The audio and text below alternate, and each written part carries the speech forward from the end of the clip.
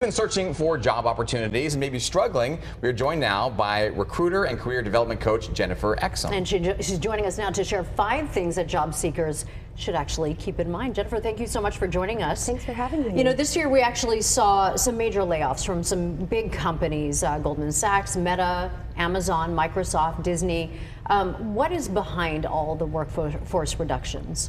I think it's twofold. One, I think we had COVID and the company started hiring. There was a lot of need for digital technical roles. So they really staffed. They staffed up the last couple of years, and I think they might have overstaffed. And so now they're kind of right sizing it. I think another thing is, we know in San Diego we saw SVB, and we saw some of the challenges with banking. I think now what's happening is companies were holding tight and maybe even doing some layoffs because they weren't sure where the money was going to come from.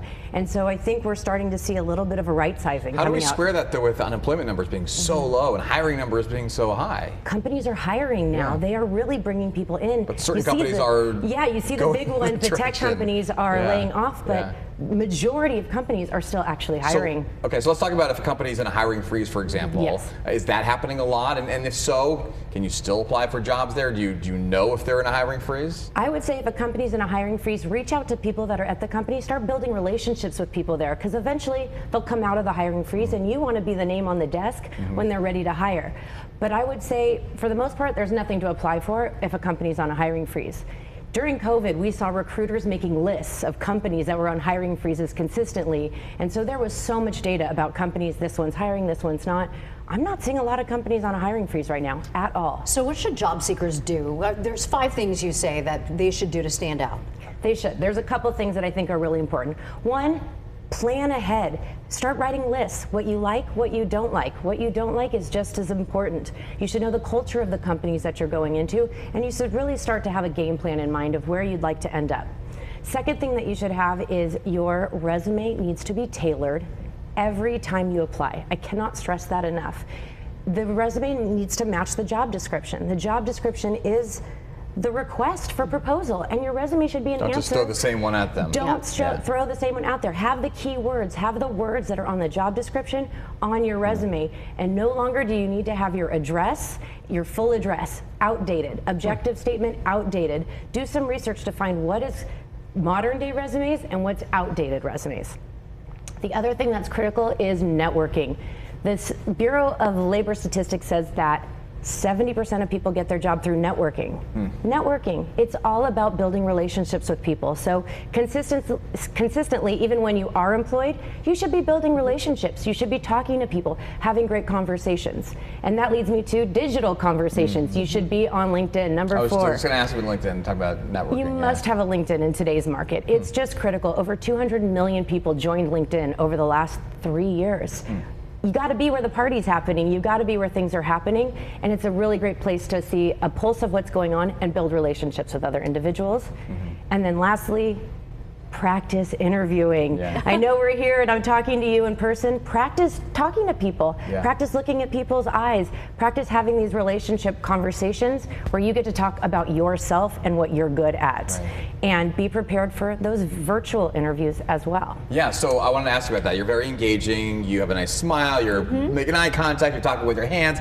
What is some interview etiquette people should keep in mind? And how does it differ with virtual, where you're not there able to have that personal connection? I think when you're in virtual, same thing. Use your hands. People are engaged when you use your hands. Don't sit on your hands. You don't want to sound like a robot when you're doing a virtual interview.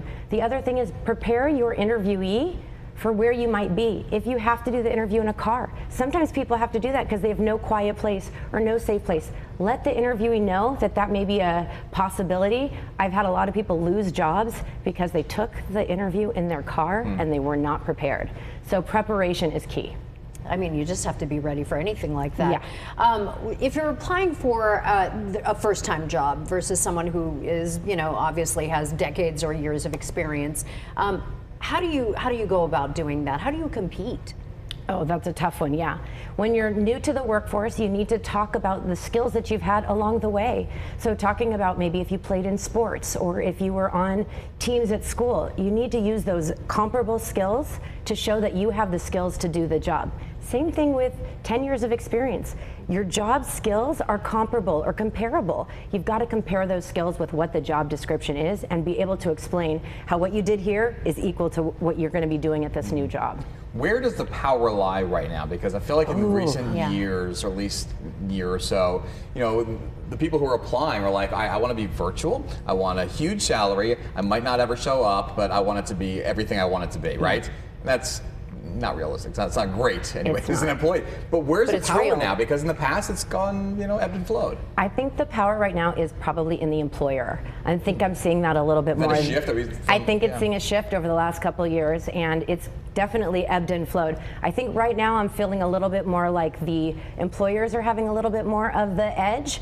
But if you are quality and you bring the right things to the table, you really do have a shot. And there are really great opportunities out there right Do now. people still have the chance to do virtual work if that's what they're looking for? Because that's, you know, something We're that came out seeing of the the mask pandemic. become 'Cause, you in know, more and more now. Yeah, and Elon Musk is one of those people who says, yeah, no, you're not going to do that. I haven't recruited one person in the last year who hasn't asked the first question, is this virtual, hybrid, or remote? Number one question, to the point that they won't even interview if it's not one of the things that they're looking for. So it is number one on people's minds, almost to the point where I'm like, don't you want the job? Yeah. But it's truly, people need that flexibility. They saw that we worked well when we were remote. It worked. We're able to do it. So people are still looking for the remote roles. I think a lot of roles are going hybrid. There's office space to be used. Yeah. People want to have that collaboration experience.